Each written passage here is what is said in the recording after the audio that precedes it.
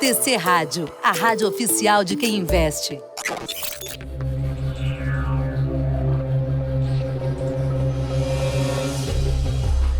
Começa agora os 10 mil deles.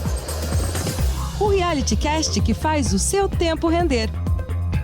Alô, senhoras e senhores, estamos chegando ao vivo para todo o Brasil e para os 1001 cantos deste planeta com o poder da internet. Seja muito bem-vindo a mais uma edição de Os 10 Mil Deles. Aqui é reality, é skin the game. Acontece, a gente conta. Foi bem, a gente sorri. Foi mal, a gente dá o braço e chora. Afinal de contas, somos, com a Escola Fundamentalista, uma dupla que alocou em maio do ano passado, na verdade retrasado 2020, 10 mil reais na bolsa. E semana a semana, fazendo chuva ou sol, a gente conta o que aconteceu com esta grana. E olha, o que aconteceu com esta grana não foi exatamente positivo. Uma queda que recoloca o nosso glorioso patrimônio na faixa dos 10 mil reais. Não. Não é tão grave assim, não é que nós recuamos para a faixa de 10 mil cravadamente, mas basicamente os 10 mil que estavam na faixa de 11 no episódio passado, agora são 10.730, um recuo de 2,5%. No mesmo período, o Ibovespa avançou 0,5%, ou seja, o contraste existe e você vai entender por quê. Tem também o destaque da moeda americana, a questão cambial, o dólar que recuou 0,4% no período. Ajudou? Atrapalhou para o nosso objetivo e para a nossa carteira? Carlos Castrucci vai te contar. A gente vai também aprofundar aqui alguns destaques, como por exemplo os papéis da CBA, a Companhia Brasileira de Alumínio, que avançou quase 10% da semana passada para essa. Na ponta oposta, os papéis da Panvel recuaram 8,3%. Por quê? Tem os destaques semanais. Você vai curtir tudo aquilo que mais fez preço na macroeconomia e vai curtir um aprofundamento do Carlos em torno dos resultados do Bradesco. Olha, o mercado pesou a mão, a digestão não foi nada agradável e os papéis encerraram ontem os trabalhos com uma queda de 8,58%. Por que tão pesado assim, mercado? Carlos vai trazer a leitura do resultado e um pouco das suas perspectivas. E para além deste ponto do Bradesco, a gente também aprofunda os números e as fotografias da Amazon, que reportou uma fotografia bastante importante e forte. Além disso, você vai saber das realizações domésticas e por que o fluxo gringo tá forte enquanto o local tá indo embora. Isso e muito mais a partir de agora nos 10 mil deles. Carlos Castrucci, estamos juntos para mais uma. Seja muito bem-vindo, tudo bem? Fala, Léo, tudo bem por aqui? Vamos lá para mais uma semana, né, de mercado bastante volátil, tem bastante coisa pra gente falar. E como tem, hein, gente? O programa tá só começando. Bora ver o que houve de mais destaque, de mais forte da semana passada para essa. Chega mais carteira! Bora pra lá. Este é o podcast Os 10 Mil Deles. Um reality que faz o seu tempo render. Carteira de notícias. Vamos resumir então alguns dos pontos que mais pegaram. E eu vou começar com o que há de mais quente. Nós tivemos hoje, falamos ao vivo aqui da TC Rádio nesta quinta-feira, dia 10 de fevereiro, e tivemos mais cedo a divulgação do CPI. É a inflação ao consumidor lá nos Estados Unidos. E a expectativa é que viesse um dado forte de 0,5%, o dado veio em 0,6%. Se você for rigoroso, você vai chegar à conclusão de que veio 20% acima do consenso. E para os Estados Unidos, esse 0,1 a mais é muita notícia, não é pouca notícia não, é muita coisa. Com base nisso, os mercados começaram a reagir e a gente viu uma mudança de humor muito forte lá no mercado americano, que agora continua numa toada negativa. Há pouco eu dava uma olhada em Dow Jones, S&P, Nasdaq, todos os indicadores estão caindo.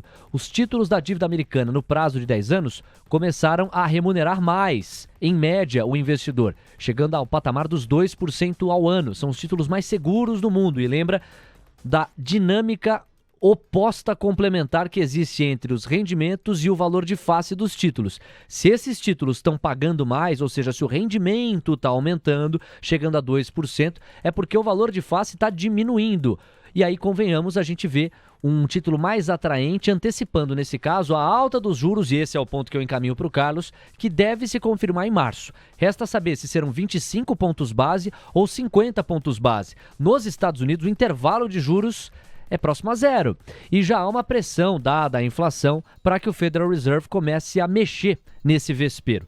Mas a proporção e a magnitude ainda deixam o mercado em dúvida. Carlos, com essa fotografia do CPI, dá para imaginar 50 pontos base em março ou você ainda acha precoce?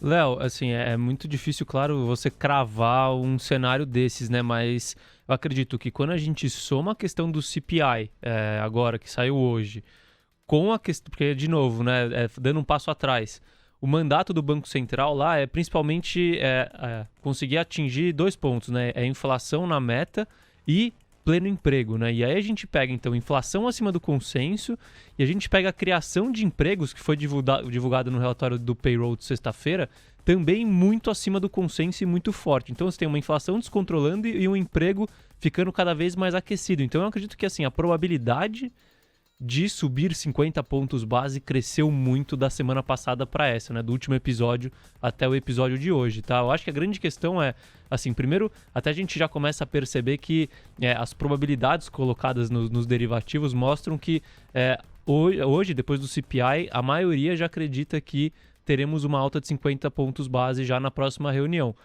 Mas mais do que isso, a questão é até que ponto vai essa alta, né? E qual vai ser a intensidade e qual vai ser a velocidade dessa alta de juros e da redução de estímulos monetários. Com os indicadores que a gente tem recentes, isso tudo leva a crer que pode ter surpresas negativas aí nesse ponto.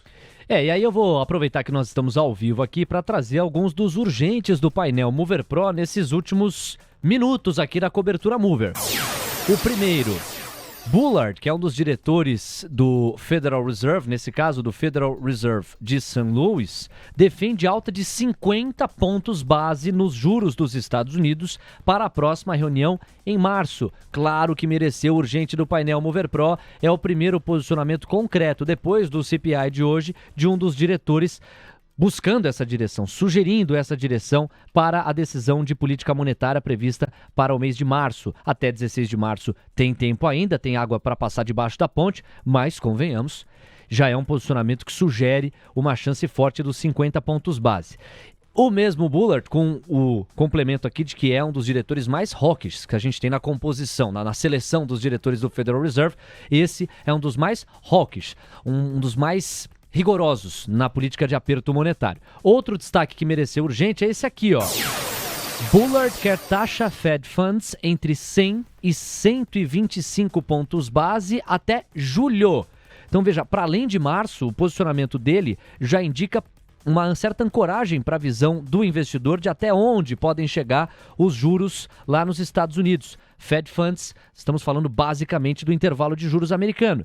E aí há pouco, lembra do derivativo, ou você lembra dos derivativos? São instrumentos financeiros que ajudam a gente a sentir o termômetro do mercado para as questões futuras. Pois bem, ao longo da manhã, tão logo saiu o CPI, os derivativos foram aumentando a probabilidade de 50 pontos base para março. Saiu ali da faixa dos 20 e poucos por cento de possibilidade, de probabilidade disso, chegou a 54% e a mais nova, última fotografia dos derivativos também merece o destaque urgente do painel Mover Pro. Chance de mais 50 pontos base nos juros dos Estados Unidos em março vai a 75% com base nas movimentações do mercado em torno dos derivativos. Ou seja, Carlos, com toda essa prateleira que eu fui preenchendo aqui com esses 3 urgentes, fica cada vez mais concreta a possibilidade dos 50 pontos base. Você acha que pela escola Jerome Powell, que é o presidente do Banco Central americano, costuma ser um cara previsível, ele dificilmente surpreende o mercado entende que as pistas que ele dá geralmente são as pistas atendidas, sem grandes surpresas. Com toda essa preparação do mercado para absorver 50 pontos base, e me parece que o que a gente vai vendo na fotografia dos índices acionários também antecipa isso, você acredita que seja mais um incentivo para que de fato se bata esse martelo e vá a 50 pontos base, ou acredita em surpresa até lá? Não acredito em surpresas pro lado de reduzir esse ritmo, tá? Porque, assim, eu acho que fora toda essa questão do mercado já estar digerindo esse potencial aumento de 50 pontos base, com essa probabilidade alta desse cenário se concretizar, um outro ponto que vale também é que ele vai ter poucos argumentos para justificar uma alta menor do que 50 pontos base, né? Porque de novo, o emprego está crescendo, a inflação continua surpreendendo negativamente e o Covid, é o que tudo indica, a Omicron não está impactando a atividade americana, né? Então, assim, qual que vai ser o argumento que ele vai conseguir utilizar para não ser tão subir. enfático na alta de juros? Então, eu acredito que ele deve partir mesmo para meio ponto, a não ser que a gente tenha algum fato muito surpreendente aí, mas eu acho pouco provável. Mandando um abraço pro Felipe Pontes, já tá por aqui no chat do YouTube. Falou, já cheguei dando o primeiro like. Aí sim, Pontes, obrigado pelo carinho de sempre. Ele registra, fazia tempo que eu não assistia ao vivo aqui. Chegou o Pontes, um dos padrinhos deste humilde podcast. O Danilo Style tá por aqui.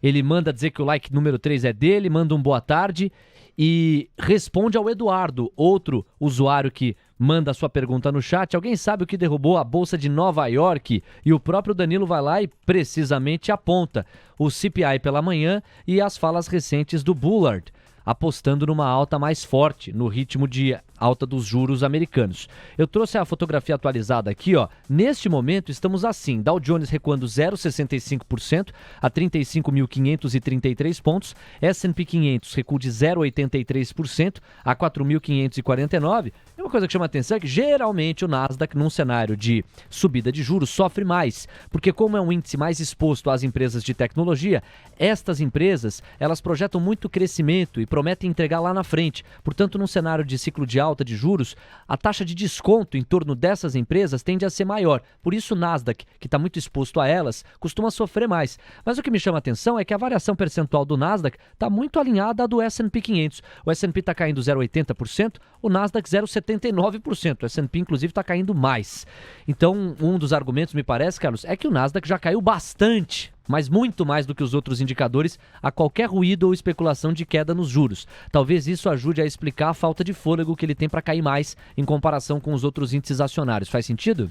Faz sentido sim, Léo. E assim, a gente vê que, inclusive, parece que o mercado americano ele deu uma estabilizada, né? Porque na hora que saiu o CPI, aí a gente viu realmente o S&P caindo mais de 1%, o Nasdaq caindo quase 2%, né? Então, a princípio a gente vê uma certa estabilização agora, o mercado digerindo bem esse fato novo, né, do CPI. E a questão do Nasdaq, eu acho que tem um ponto relevante que é o seguinte, tá? O Nasdaq ele é um índice composto por 100 ações, né? E quando a gente olha a composição do Nasdaq, a gente sabe que, por exemplo, o Facebook ele tem uma participação relevante dentro do todo do Nasdaq. E o Facebook perdeu 1/4 do seu valor de mercado, a meta, né, na sexta-feira. Então, se você pegar essa retração já expressiva em número de pontos no Nasdaq, sabe, fica mais difícil do Nasdaq performar pior do que os outros índices nesse patamar, porque ele já perdeu muitos pontos ali vindo da queda de meta. E fora isso, a gente está vendo, assim, tirando o resultado de meta, né, as outras empresas de tecnologia das Big Techs, que a gente pode considerar, apresentando resultados bons, né? Então, isso ajuda também na parte do earnings momentum do Nasdaq de uma forma geral, porque as Big Techs pesam bastante no índice. Agora são 3h14, mandando um abraço também pro Mário Rei. Olha, um dos ouvintes mais fiéis que nós temos aqui, ele também já está conosco, mandem perguntas, o gestor Carlos Castrucci está na área, a gente começa falando sempre das notícias mais quentes, da macroeconomia e daqui a pouco o mergulho é profundo nas empresas, você vai entender as pancadas da vida no Bradescão da massa. Olha, o Bradesco teve que contar com a solidariedade do mercado de tanta pancada que recebeu ontem, começou o dia tomando mais sangue. Vou até buscar já aqui a cotação atualizada do Bradesco para a gente mostrar para você como é que está a situação de momento. Bradesco, que como você sabe é uma das nossas blue chips e agora sobe 1,83% a R$ 21,15, como apanhou, foi para quase R$ 20,40 em dados momentos. Antes da gente mergulhar no Bradescão e também nos destaques da carteira, Companhia Brasileira de Alumínio foi o destaque positivo, quase 10% de ganho, se você quiser dar uma arredondada para cima. E no destaque negativo, Panvel, a gente sabe que é varejo de farmácia, vamos explicar direitinho essa história. Antes disso, Carlão, voltando a olhar para a inflação brasileira, o IPCA veio meio que em linha com o que se imaginava referente a janeiro, mas os principais analistas estão estimando para fevereiro uma fotografia não tão de redução. Estão mais preocupados com o que pode vir na fotografia diante da alta no barril do petróleo e eventuais repasses maiores no preço dos combustíveis, além de outros pontos que ainda revelam desequilíbrio entre oferta e demanda. Como é que você sentiu esse IPCA e quais reflexos você estima para a inflação em 2022? Perfeito, Léo. Bom, assim, para a inflação brasileira, a questão hoje em dia é se você não tem notícia negativa, isso é uma notícia positiva, né? Então acho que isso ajudou um pouco a mobilizar o mercado doméstico aqui de uma forma geral. Mas realmente a perspectiva não está tão positiva para a inflação para os próximos meses, né? A gente vê que um dos componentes que foram fatores para redução da força do IPCA em janeiro foi justamente a questão dos combustíveis, né? A gente está vendo o petróleo ali que saiu de menos de $80 para mais de $90, então a gente está falando de uma alta ali de aproximadamente 15% no barril de petróleo no último mês, e a Petrobras ainda não está repassando esse preço, né? Em algum momento esse repasse vai acontecer. A gente tem um fato positivo aqui, que é a queda do dólar, né? Mas a queda do dólar ainda não consegue mitigar a alta do petróleo quando a gente fala em preço de combustíveis, mas quando a gente fala em outras matérias-primas que estão com os preços mais controlados e menos voláteis do que o petróleo, o dólar mais baixo pode ajudar e ser uma vertente positiva para a inflação. Só que esse ano a gente vai ter alguns pontos de inflação relevantes, tá? Então a gente deve ter inflação de mão de obra, principalmente na questão da construção civil, e isso vai pesar também no índice. A gente tem a questão da inércia da inflação, né? Então a gente vê serviços acelerando mais do que o esperado, e isso deve continuar a acontecer. Em resumo, assim, o cenário para a inflação, claro que não está tão ruim quanto para 2020, quanto foi 2021, mas continua complexo. E por outro lado, se a gente tiver surpresas positivas, pode ser o principal driver para a bolsa, né? Então, se a gente vê commodities recuando, se a gente vê o dólar se mantendo em patamares mais baixos, isso pode ser bastante positivo para a bolsa e para o mercado brasileiro de uma forma geral. Às 13h18, você curtiu então essa reflexão macroeconômica, inflação nos Estados Unidos, inflação no Brasil. Bora lá focar nas empresas, porque a partir de agora, olha, o mercúrio é forte. Vamos falar de Bradesco, vamos falar de Panvel, vamos falar da Companhia Brasileira de Alumínio, vamos falar das commodities que estão tão fortes, entender por que o Ibov se descolou tanto da nossa carteira. Enfim, atrações não faltam. Bora lá, é os 10 mil deles para você. Este é o podcast Os 10 Mil Deles, um reality que faz o seu tempo render. Muito bem, já estamos com esta trilha agradável, que é a minha predileta aqui. Deixa eu mandar um grande beijo para a Ana, DDD 48, tá sempre com a gente. Ana, tamo junto, hein? Valeu por prestigiar toda a programação da TC Rádio. Ela passa por aqui e fala da minha camisa. Eu fiquei até sem jeito aqui, ô Ana. Muito obrigado, que bom que você gostou. Beijo carinhoso pra você. Eu tenho aqui o DDD 35, é o glorioso Guilherme Salles. Grande Gui, abração, tamo junto, hein, Gui? Ele passa por aqui e, embora você não seja um trader, Carlos, ele quer mais ou menos o seu pitaco, a tua percepção. Ele escreve: Léo, pergunta pro Carlos até onde ele acredita que a gente possa levar a Vale. Eu tô comprado no papel desde os R$74. Ups, tá feliz, hein, garoto? 74? Esse papel da Vale já tá em R$94. Brincadeira, hein? Entrou perfeitamente, quase no fundo que você entrou. E aí ele tá perguntando aqui pra você, Carlos, tá na hora de apurar o lucro? Subiu pra caramba no caso dele, hein? Tá ganhando dinheiro, né? Tá ganhando ali mais de 20%. É difícil dar uma recomendação dessa, tá? Porque, assim, o que eu vou tentar trazer é o que você tem que acompanhar de perto, né? Então, assim, a Vale hoje, com o minério no patamar que tá, e o minério até um pouco mais baixo, mas ainda acima dos $100, ela é uma empresa que vai continuar gerando muito caixa. Isso vai virar distribuição de dividendos. Então, pro acionista, isso é muito positivo, isso te dá uma margem de segurança muito grande. Quando a gente fala de cenário para minério, parece que o cenário está... Eu não sou um especialista em economia chinesa, mas o que a gente ouve dos especialistas é que a economia chinesa continua aquecida, que a demanda por minério de ferro continua aquecida, e por isso a gente tende a ver um preço de minério de ferro acima do seu preço de estabilidade, que é esse patamar que a gente está vendo hoje, aí, de quase $150. Então, assim, o cenário hoje, com os fatos que a gente tem para a Vale, ele tá positivo. Eu acho que assim, a Vale tá bem precificada, né? Então isso não significa necessariamente que porque tá positivo ela vai subir mais 30%, né? Mas significa que você vai ter um retorno recorrente ali com dividendos e assim em diante.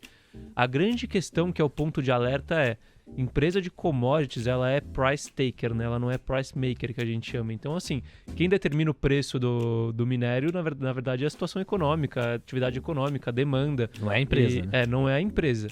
E o minério de ferro, ele tá acima do seu nível de equilíbrio. O nível de equilíbrio é abaixo de $100, é na casa de $80, $90. Então, assim, quando você pega essa simetria de probabilidade para onde o minério vai no longo prazo, a probabilidade dele ir para baixo é muito maior do que ir para cima.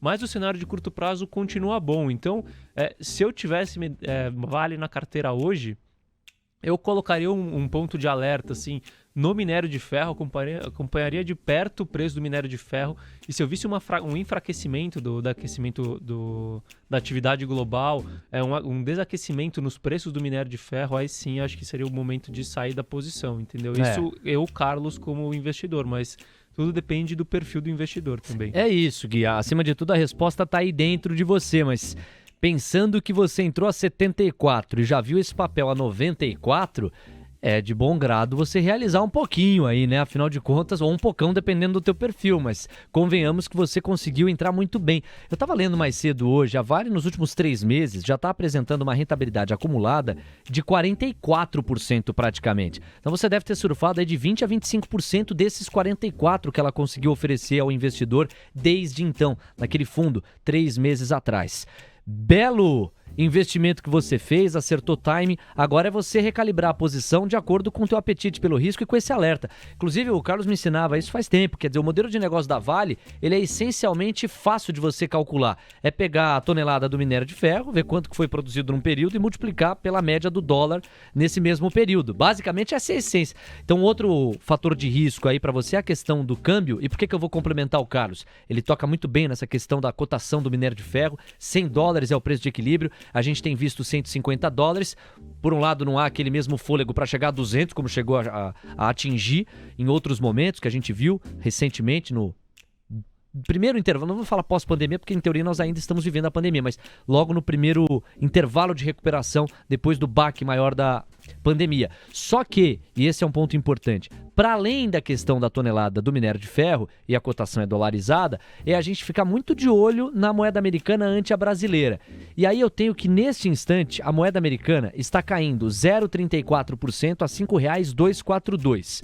Analistas, grafistas têm nos dito aqui na cobertura diária que R$ 5,232 é um suporte muito estratégico. Se a moeda americana no contrato futuro, aqui é o que eu me refiro, né, Dolfut, se ela fechar abaixo de R$ 5,232, a tendência é que ela vá buscar, daí para baixo, 5,18 para depois 5,11 para possivelmente depois 5, se essa toada de baixa se mantiver. Então são 2 pontos importantes que complementam essa resposta. Mandando um abraço aqui pro Ike Grafista e também pro Genivaldo Teixeira de Novaes. Daqui a pouco tem o Bradescão da Massa. Carlos, fundamentalista que foi ver direitinho os números. Você que não entendeu a pancada de ontem, vai entender melhor e vai saber também o que esperar para Itaú Unibanco, entre outras. Abração pro Ike, pro Genivaldo Teixeira. O Pensando Sobre, Carlos, vamos aproveitar aqui a conversa com a galera que tá bacana. Ele vai lá e fala de Oi. Ele fala, eu gosto de Oi. E por isso eu pergunto bastante de Oi. E a minha pergunta é, agora que a tendência é que a Oi não tenha mais a parte móvel, a depender do que o CAD decidiu ontem, e a depender também do que a Anatel vai pontuar, ela vira uma empresa tech, uma vez que ela se desfaz da Oi Móvel, ou ainda não é o caso de classificá-la assim? Eu, até onde sei, não acho que você seja um especialista no modelo de negócio da Oi, mas sei que você pode contribuir.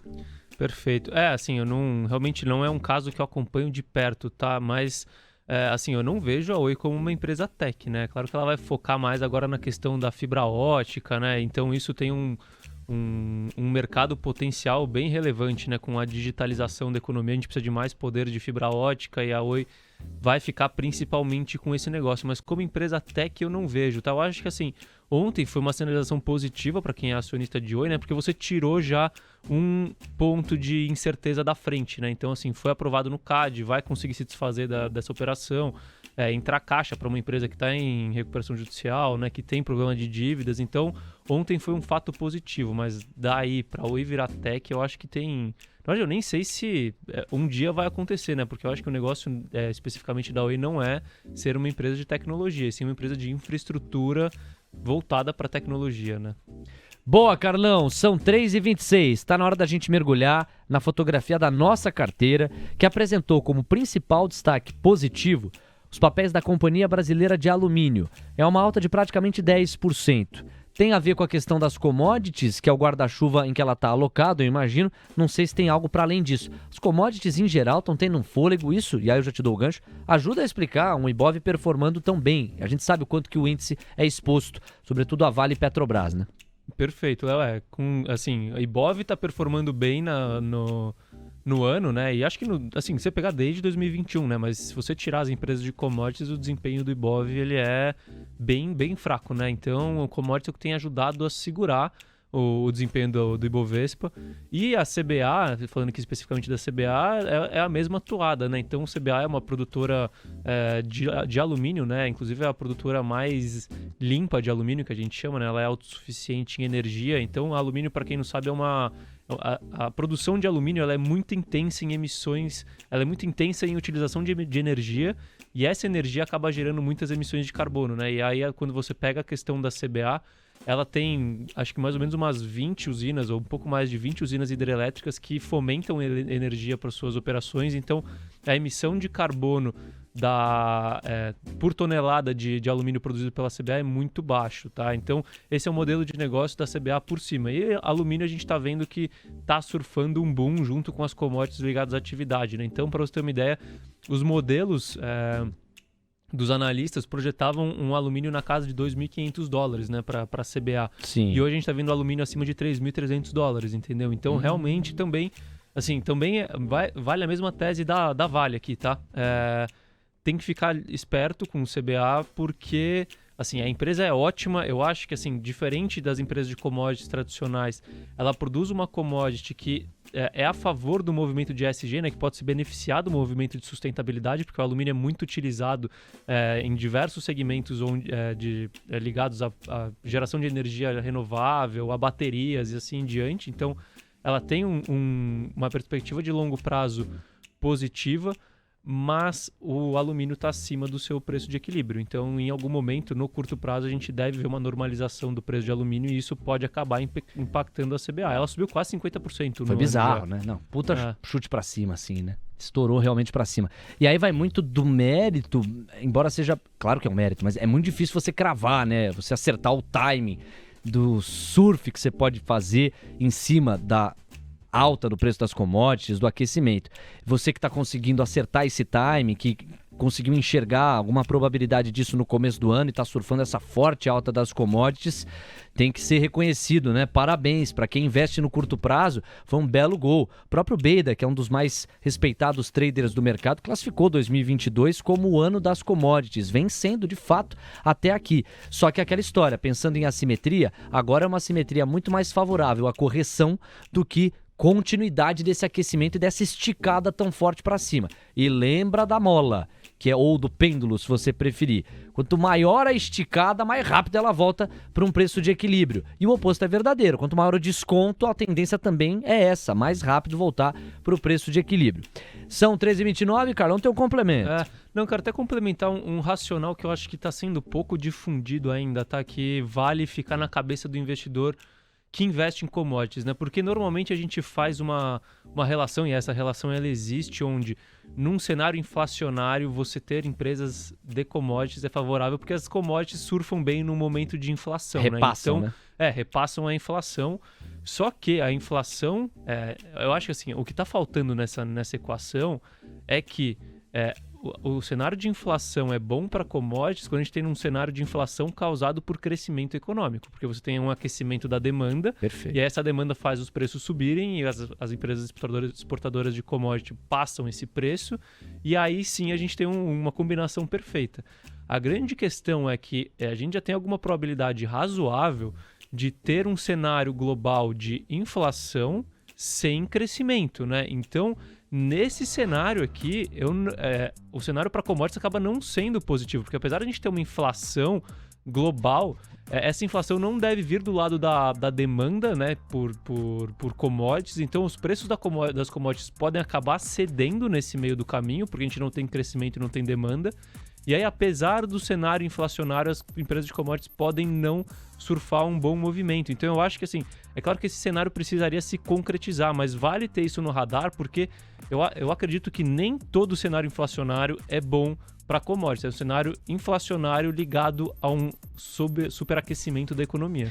Bem trazido aqui, viu, Carlos? Porque é aquela história, né? A tal da inflação da demanda, quer dizer, você tem muita gente disposta a colocar o dinheiro em circulação, a buscar produto, a buscar serviço, o preço, tamanho, a procura vai aumentando.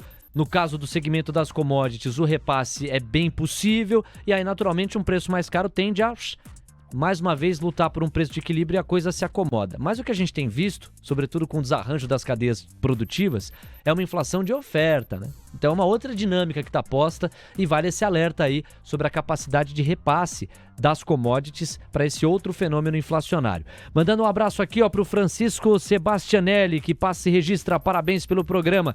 Obrigado, Chico, tamo junto, valeu pela sua audiência. Valeu, Chicão, mandar um abraço aqui pro Chicão. Ele quer saber de Bradesco, hein? Ele já tá aqui só para saber de Bradesco. Você conhece o Francisco Sebastianelli? Estudou comigo. Ah, grande Chico, tamo junto então. Não conheço, mas já considero pacas. Grande Chicão, tá aí com a gente. São 3h32, então vamos dar aquilo que o povo quer que nós trabalhemos neste programa. Bradescão da massa. Antes da gente falar da parte mais derradeira da carteira, que foram os papéis da Panvel, cara, vamos para a grande notícia da semana, assim. Bradesco divulgou seus resultados na noite de terça-feira, foi no pós-mercado. Quarta-feira, mais conhecida como ontem, foi o dia de digestão desses resultados. E olha, foi uma gastrite, porque o mercado não pegou nada leve. Os papéis derreteram 8,58%. Hoje inauguraram, a quinta-feira, com uma perspectiva de sangria. Chegou a cair mais de 1%. Aí, pouco a pouco, foi virando o jogo. Entenderam que o desconto estava muito grande. Muita gente montou posição, entrou no papel e agora ele sobe 1,83% a R$ 21,15.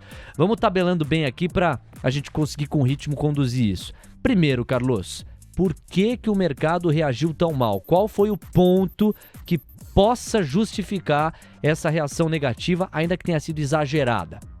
Perfeito, Léo. Assim, na verdade, não é um ponto específico, tá? Foram alguns pontos dos segmentos de negócio da companhia que acabaram frustrando o consenso de mercado, tá? E aí eu vou trazer aqui alguns dos pontos que acabaram frustrando o consenso. Então, começar falando aqui da questão de... Vou trazer o resultado de cima para baixo aqui para facilitar, né?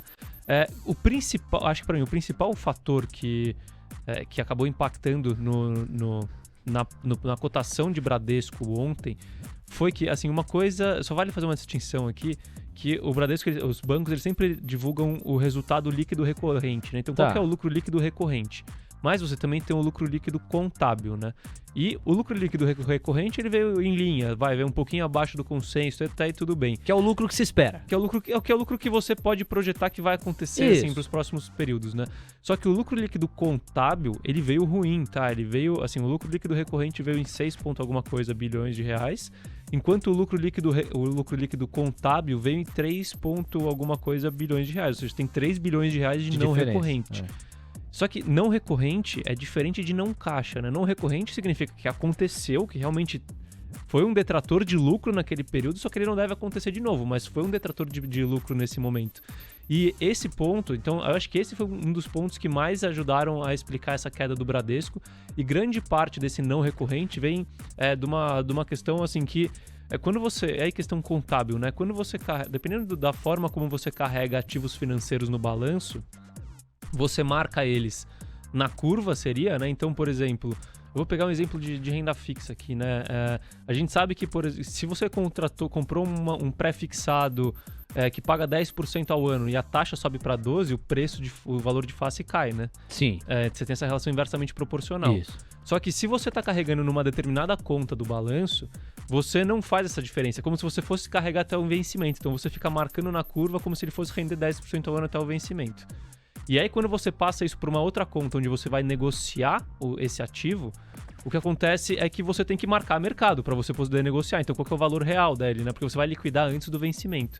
E grande parte desse lucro não recorrente vem justamente dessa perda com ativos, com títulos e valores imobiliários que o Bradesco tirou dessa conta que marca na curva para conseguir negociar eles no mercado para ajustar a questão do seu casamento entre ativo e passivo, né, que chama ALM, né, que é Asset Liability Management, que é para você casar ativo e passivo, né, uma operação de banco, uma operação que você tentar travar para reduzir a sua exposição à curva de juros, para ganhar dinheiro só no spread e assim em diante. Então, a gente teve um não recorrente que foi impactante. Então, esse é o primeiro ponto. E isso impacta qual linha da receita, né? Impacta a margem com o mercado, tá? Então, quando você vai ver a margem financeira de um banco, que seria mais ou menos as operações com crédito, né? Com juros, o banco teve um resultado abaixo do previsto quando a gente fala da margem com o mercado, que é justamente essa questão dos títulos e valores imobiliários. Esse é o primeiro ponto e principal. Não sei se quer um complemento antes de eu partir para o próximo. Não, faz sentido. E aí depois? Depois, então, ainda falando de margem financeira, aí indo para a parte de crédito, né? Então, que é a margem financeira com clientes. O que a gente pôde verificar é que, assim, que o Bradesco aí tem pontos positivos, tá? Realmente conseguiu aumentar bastante a sua carteira acima do que o guidance que eles tinham dado, né? Conseguiu aumentar a sua margem financeira com clientes, então sua receita com juros aumentou.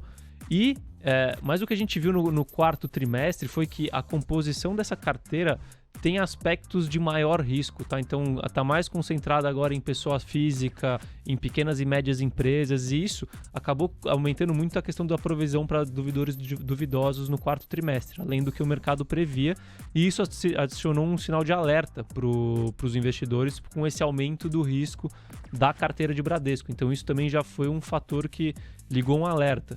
Além disso, a gente viu inadimplência subindo, mas ainda em patamares abaixo de 2019 e esses patamares ainda estão saudáveis e o banco já vinha falando que a inadimplência ia subir, né? Porque acabou aquela questão dos prazos de renegociação que aconteceram durante a pandemia, que foram medidas preventivas, né? Para melhorar a condição dos devedores. A gente teve também o índice de cobertura. O que é isso? Então, o quanto eu tenho de provisão sobre o quanto eu tenho de carteira atrasada, né? Então, isso ainda falando de crédito, ou seja, eu estou bem provisionado ou não. E quando a gente vê o índice de cobertura do Bradesco, ele continua muito bem provisionado, ele continua acima dos níveis de 2019, mas ele caiu muito rápido, né? Então, o que acontece? O que significa quando cai muito rápido o índice de cobertura? Ou seja, o quanto eu tenho de provisão versus o quanto eu tenho de carteira que eu não devo receber nada. Isso significa que pode ser que o Bradesco precise retomar um ritmo mais acelerado de criação de provisões em 2022, e isso seria um detrator de lucro para o banco, tá? Então, isso aqui falando de operações de crédito de uma forma geral, para fechar esse primeiro bloco aqui. E aí, com isso, a gente já começa a entender, dentro da complexidade do modelo de negócio dos bancos, qual foi a primeira leitura negativa que o mercado lançou para os papéis do Bradesco.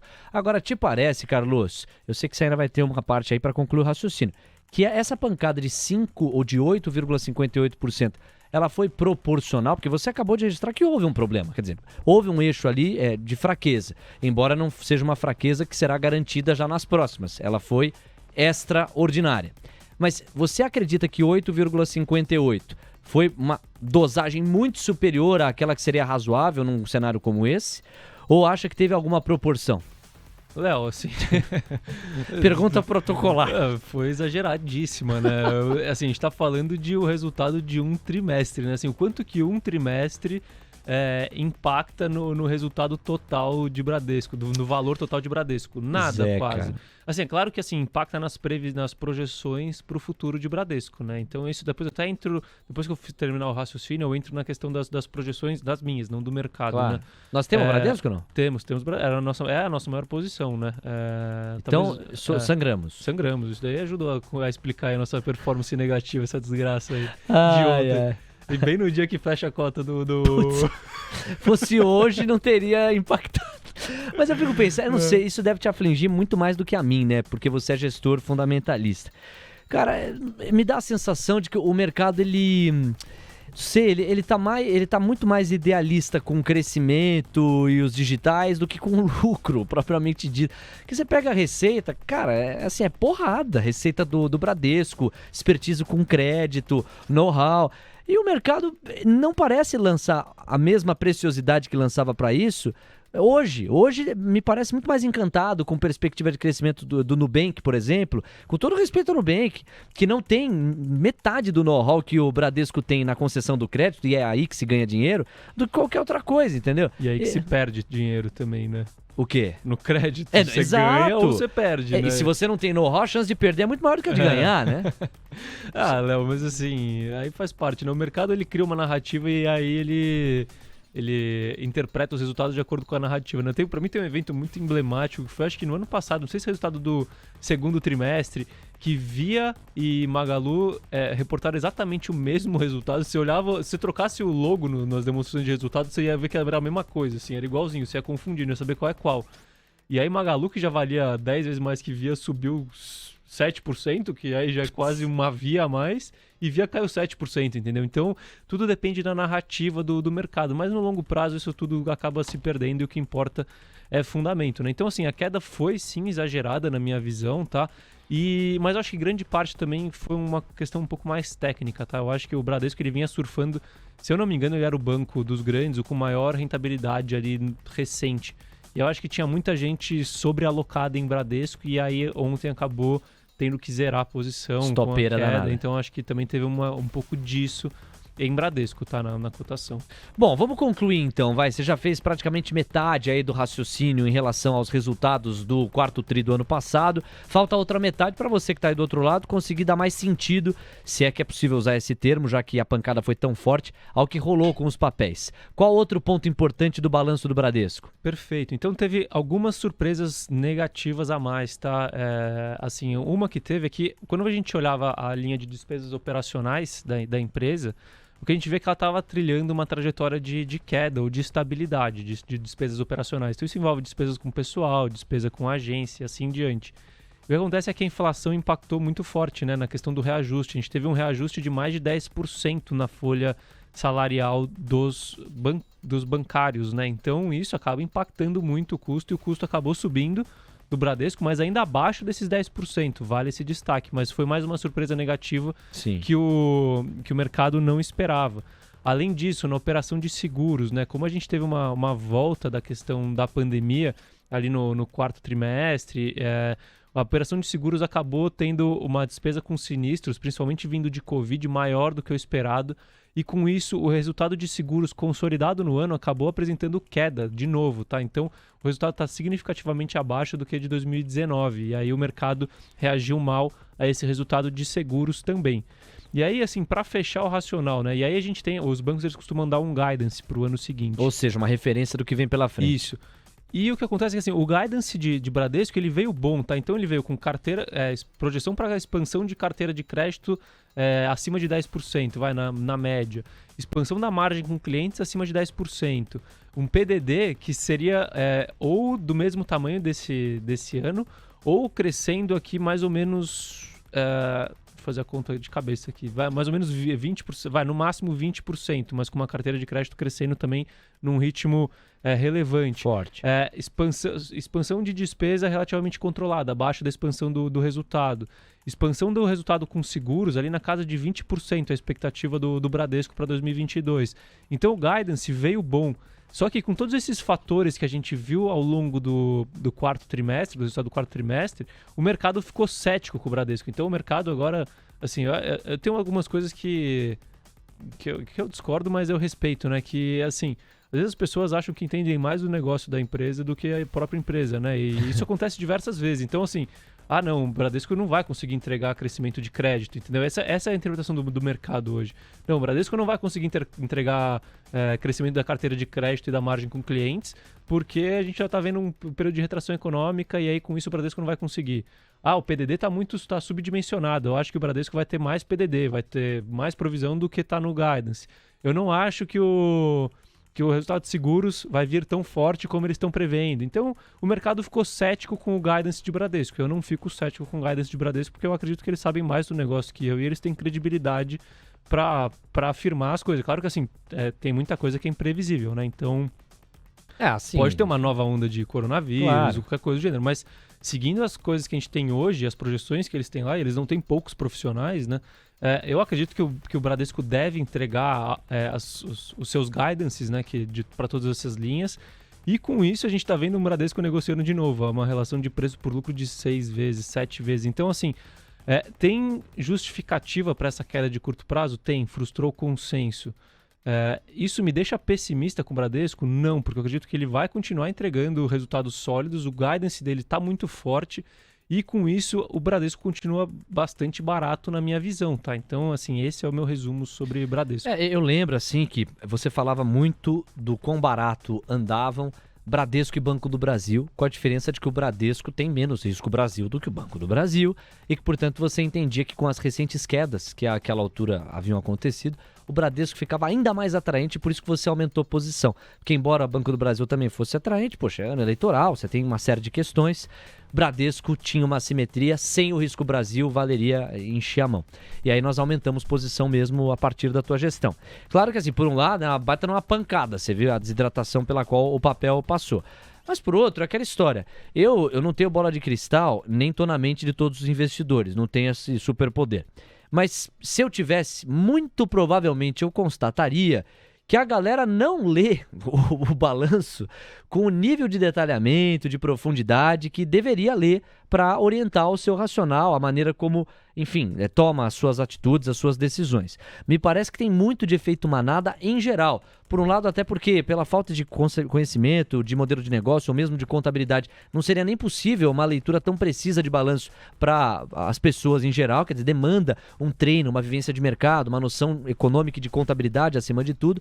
Mas por outro, porque muitas pessoas cujas atividades profissionais não estão assentadas no mercado, talvez nem tenham tempo para isso. O investidor pessoa física me colocando no lugar, a pessoa tem a atividade profissional dele, tem até a família, tem um monte de coisa para cuidar e não vai ter tempo de mergulhar no balanço do Bradesco. Então muita gente acaba muitas vezes vendendo ou pela pressão de stop, o negócio vai caindo e vai raspando a estopeira geral, ou pelo manada. O que? Já caiu 2%, o que? 3%? Vai lá, raspa. Então você tem muita dessa distorção dos 8% também em função desse barulho, desse ruído. O Carlos está passando a régua aqui, falando do ponto de vista fundamentalista aquilo que ele encontra de consistência no Banco Bradesco. Agradecendo o carinho da sua audiência, o calor da sua companhia, a gente agora destaca a Panvel. Panvel foi o papel que mais apanhou da semana passada para esta. Não foi legal o resultado não, quase 10% de recuo. Quando a gente fala de Panvel, a gente está falando de varejo na rede de farmácias. E a Panvel ela tem bastante tradição, se eu não me engano, no eixo sul do Brasil. O que justifica uma queda tão forte, Carlos? Léo, aqui eu acredito que seja mais uma correção, né? Porque o que a gente viu de movimento do mercado nesse começo de ano, né? A Panvel começou o ano caindo muito, como todas as empresas ligadas ao setor doméstico, né? Então, se eu não me engano, a Panvel chegou a atingir menos de R$11 a ação, agora não vou lembrar o número exato. E aí, quando a gente pega a segunda quinzena de janeiro, Panvel saiu ali de menos de 11 para R$14, entendeu? Então, subiu ali quase 30%. E essa... Então, assim, se você ter uma alta de 30% em 15 dias, depois você ter uma correção de 10% na sequência...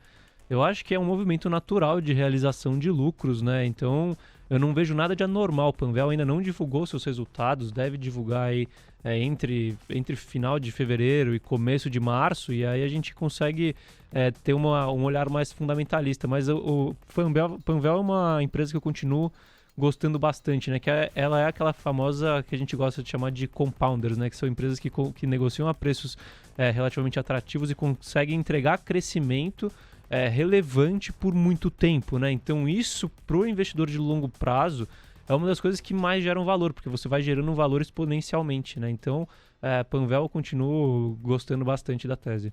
Bom, é sempre legal lembrar, sobretudo para o investidor fundamentalista, que a gente cria uma narrativa, uma tese para a empresa e aí a cada temporada de balanço sai uma fotografia, você contrasta a fotografia com o filme. Se você cruzar a fotografia e ela ainda fizer sentido dentro do filme que você traçou, apenas mantém a posição e se houve uma queda, é o caso de você cogitar aumentar a posição, porque o filme se mantém, os resultados vieram em linha com o que você, como o teu racional apontava, e aí de repente você tem até uma oportunidade de aumento de posição. O contrário é verdadeiro, quer dizer, se a fotografia não bate em mais nada com aquele filme, não foi algo pontual, tende a ser estrutural, aí sim é o caso do desapego e você realmente buscar outras companhias e outras teses. A gente agora vai dedicar esses minutos finais para falar de Amazon. A Amazon também divulgou resultados ainda na semana passada, resultados muito fortes, trouxeram aí uma fotografia bastante positiva. O porquê e qual positividade essa fotografia trouxe consigo é o Carlos que vai te contar. O balanço que se pode fazer da Amazon, mais um trimestre forte, né? Na verdade, não. Assim, é isso que eu falo das narrativas de mercado, né? Assim, tipo, quando você olha o lucro líquido versus o lucro líquido projetado pelos analistas, sim, foi um balanço estelar. É nesse Mas aspecto. Quando você olha o porquê desse lucro, assim, o lucro da Amazon, até para quem quiser e for, acho que a partir do Master aqui no TC, eu postei um Trade Idea, meu perfil é Carlos Castrucci, e aí eu faço um destrinchamento. Destrinchamento do resultado de Amazon. Assim, eu continuo gostando da tese, estou investido na tese, mas mostrando que realmente o resultado não foi bom e 2022 não promete ser um ano muito promissor para a Amazon, tá? Mas, então, assim, a Amazon no quarto trimestre gerou 14,3 bilhões de dólares de lucro. Desses 14,3 bilhões, 11,3 bilhões, mais ou menos, vieram... Sabe esse movimento que eu falei do Bradesco, de marcação na curva, marcação no mercado? Sim. Vieram disso na Amazon. O que foi? A Amazon, ela investe numa empresa chamada Rivian, que é uma empresa de carros elétricos, carros autônomos, coisas do gênero, assim. E essa Rivian abriu capital. E aí, como ela abriu capital, você teve uma remarcação no balanço de Amazon do valor de Rivian. E essa remarcação de impacto no lucro líquido foi 11 bilhões de dólares, entendeu? Então, na verdade... Isso, assim, nem tem efeito caixa. Então, isso daqui não é nem que é não recorrente, mas impactou o resultado. Realmente não recorrente e não caixa. Não mudou nada para a empresa agora. Putz. Então, assim, quando você pega o lucro líquido de Amazon, das operações, na verdade, ele foi por volta de 3 bilhões de dólares. E aí, quando você compara com o lucro recorrente do quarto trimestre de 2021... de 2020, desculpa, em 2020 foi mais ou menos 6 bilhões de dólares. Então, o lucro caiu 50%. Só que a Amazon... Assim, na realidade, para mim, o resultado de Facebook foi melhor do que o de Amazon no comparativo. Só que o Facebook caiu 25% e a Amazon subiu 12%, 15%, sei lá. Então, assim, é muito questão de narrativa, né? Mas falando de Amazon, então, assim, qual que é a perspectiva para 2022? Deixa eu ver quanto tempo eu tenho aqui para ver o quanto eu falo. 3,52. Então, assim, o que acontece com a Amazon, né? A Amazon, ela tem as operações de varejo, né? Que eu vou consolidar numa coisa só. E aí ela tem a AWS, né? Que é a galinha de ovos de ouro da Amazon para mim. Sim. Quando a gente fala de varejo, o quarto trimestre de 2021 já trouxe grandes indicativos e o 2022 promete ainda ser parecido com isso, que é o seguinte... A gente já não tem mais uma expansão tão acelerada do consumo, né? Ainda mais com esse cenário de inflação alta e de menos crescimento econômico. Então a Amazon não deve crescer tanto o seu faturamento na operação de varejo. E pelo outro lado, a Amazon teve que crescer muito a questão dos seus custos, das suas despesas na operação de varejo. Ela teve que aumentar, saiu notícia em todo quanto é lugar, né? Que ela teve que aumentar o salário mínimo por hora trabalhada dos seus trabalhadores na operação global inteira. Então isso é aumento de custo na veia. A gente ainda tem a questão de dificuldade de encontrar trabalhadores que tem inflacionado a questão de salários. Você tem um pouco de investimento em infraestrutura, logística, assim em diante. E a operação de varejo era uma operação com margem baixa. Agora a margem deve ficar em 2022 entre 0 e negativa, talvez um pouquinho positiva. Então a operação de varejo de Amazon vai sofrer um pouco ali em 2022, tá? E pelo outro lado, a gente tem uma AWS que continua, assim, crescendo muito, voando, ganhando margem, crescendo receita, ganhando mais credibilidade do que já tem. Então, Meta virou cliente da AWS. Nasdaq virou cliente da AWS. Goldman Sachs é cliente da AWS. Pra galera que não tá por dentro, qual que é o coração da AWS? A AWS é aquela plataforma de computação em nuvem, né? Então, assim, tudo que armazenamento. Armazenamento. Eu não sou muito expert em tecnologia, mas então, assim, todo armazenamento, capacidade de processamento de dados, né? Tudo isso é feito numa central da AWS, né? Então, aquelas centrais gigantes de servidores, né? Você tem galpões e galpões de servidores ao redor do mundo para darem capacidade computacional e para darem capacidade de armazenamento de dados. É aquela pergunta, onde é que mora a tal da internet? Então, nos galpões da AWS mora a tal da internet. É aquilo que basicamente viabiliza conexão, trânsito, processamento, capacidade de leitura e é a galinha dos ovos de ouro para a Amazon, né? Perfeito. Então, assim, o que a gente deve ver para 2022, tá?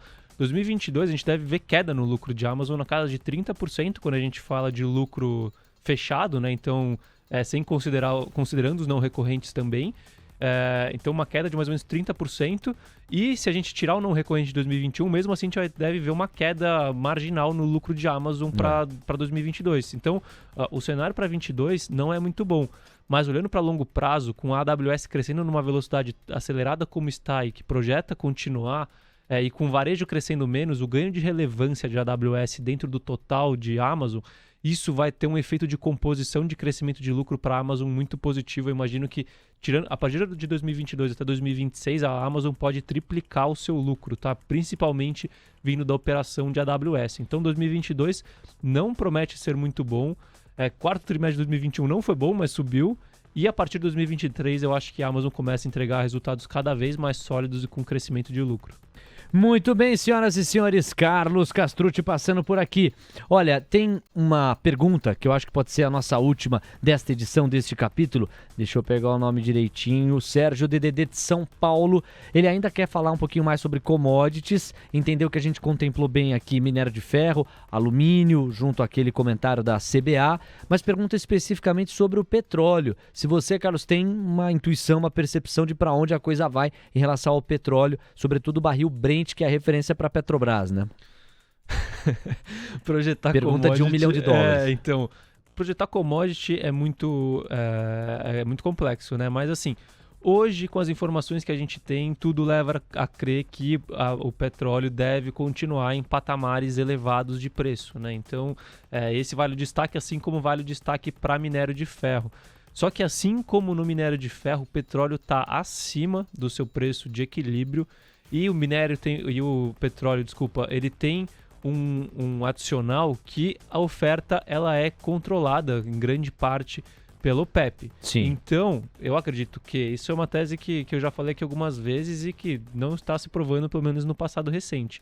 Mas eu acredito que se o petróleo atingir níveis que a OPEP entenda como exagerados e suficientes para estimular a criação de oferta nova de petróleo, a OPEP tende a aumentar, a liberar mais produção de petróleo no mercado. Isso é um aumento de oferta e a gente pode ver um reequilíbrio no preço do petróleo nos próximos períodos. Então vale a gente ficar de olho. Eu acho que assim, tem muito interesse para que o petróleo não suba muito além desses $90, tá? Tanto no ponto de vista de inflação, quanto no ponto pelos governos, quanto no ponto de vista dos produtores de petróleo do cartel que a gente tem. O próprio Joe Biden chegou a liberar a parte de produção extra para tentar deflacionar a questão do petróleo e com isso dos combustíveis, porque a inflação está corroendo a popularidade do homem lá, né?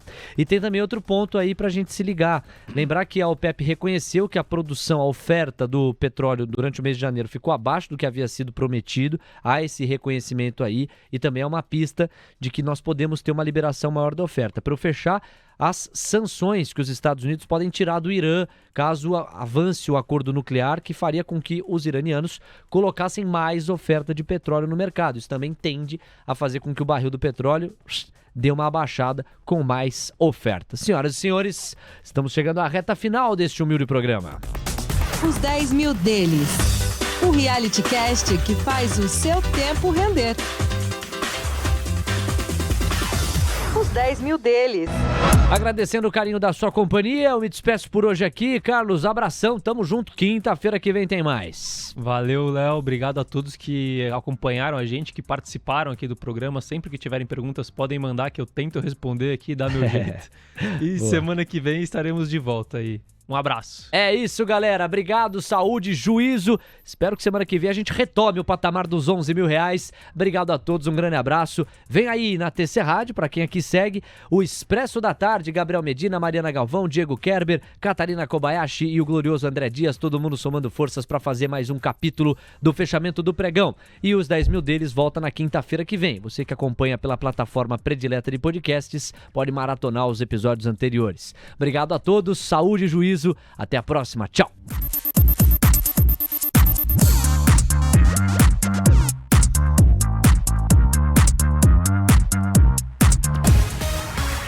Disclaimer. As opiniões dadas pelo gestor de recursos Carlos Castrucci sobre empresas de capital aberto e demais ativos financeiros investidos por ele podem configurar conflito de interesse com você, ouvinte. Deste modo, reflita sobre a precisão e a validade dessas opiniões a partir dos seus próprios critérios. Além disso, qualquer comentário sobre investimentos reflete única e exclusivamente a opinião do Carlos. Não se trata de qualquer recomendação de investimento. Ressaltamos ainda que a participação dele não tem como objetivo a venda dos serviços da Roa Asset Management, empresa da qual é sócio e por onde realiza os investimentos dos R$10 mil iniciais do projeto. O investimento destes recursos vem sendo realizado pelo Carlos da mesma forma como são investidos os recursos dos clientes da Roa. O projeto Os 10 Mil Deles persegue as melhores práticas mundiais para o mercado financeiro na atuação de Carlos como gestor de recursos. Assim, ele não vai comunicar alterações na estratégia de investimentos antes de executá-las para os próprios clientes. Termina aqui mais um episódio de Os 10 Mil Deles, o reality cast que faz o seu tempo render. TC Rádio, a rádio oficial de quem investe.